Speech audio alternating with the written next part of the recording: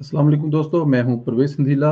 दोस्तों, पीडीएम ने जिस दिन से बाकायदा तहरीक का आगाज किया है, इसी दिन से लेकर अब तक शायद पीडीएम जमातों की जानिब से तहरीक को कामयाब बनाने में इतना हिस्सा नहीं होगा जितना हिस्सा इस हुकूमत ने डाला है।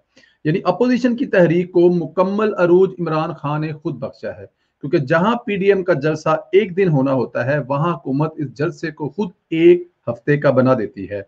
इसकी मिसाल गुजरांवाला जलसा से लेकर पेशावर जलसे तक हुकूमती बौखलाहट की शक्ल में वाज़ेह है। जब गुजरांवाला जलसे का ऐलान हुआ, इसी दिन से इमरान खान की हुकूमत ने रुकावटें डालनी शुरू कर दी।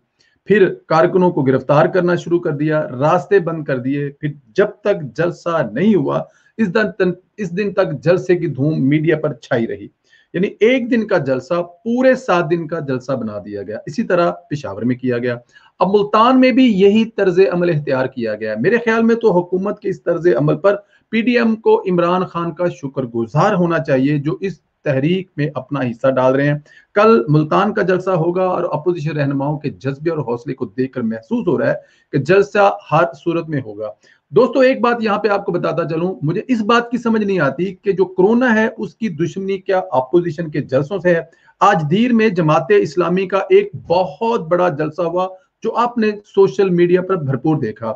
सोशल मीडिया पर पोस्ट चल रही है जिसमें उमर अयूब साहब के जो बेटे हैं, उमर साहब, वो कल एक कन्वेंशन से खिताब करेंगे, जहां पे जाहिर है 200, 400, 500, 1000, 2000 बंदा होगा। तो दोस्तों, ये सिर्फ अपोजिशन के जल्स में ही कोरोना क्यों है? असल में ये हुकूमत अपोजिशन से डरी हुई है, घबराई हुई है। मुल्तान की अपडेट आपको दूंगा। इस वक्त शहर में पुलिस का डेरा है, सियासी कारकुनों को गिरफ्तार किया जा रहा है। घंटा घर को ब्लॉक करके कारकुनों को गिरफ्तार किया जा रहा है। राना सनाउल्लाह साहब को गिरफ्तार करने की भरपूर कोशिश की गई है। जावेद हाशमी साहब के दामाद को गिरफ्तार कर लिया गया है।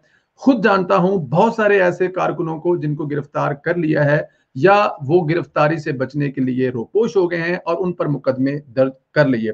दोस्तों, एक बात आता चलूं, मौलाना फजल रहमान ने काफी सख्त लहजा इख्तियार किया है। उन्होंने कहा कि अगर हुकूमत ने जंग का ऐलान कर दिया है, तो हमने भी जंग का ऐलान कर दिया है।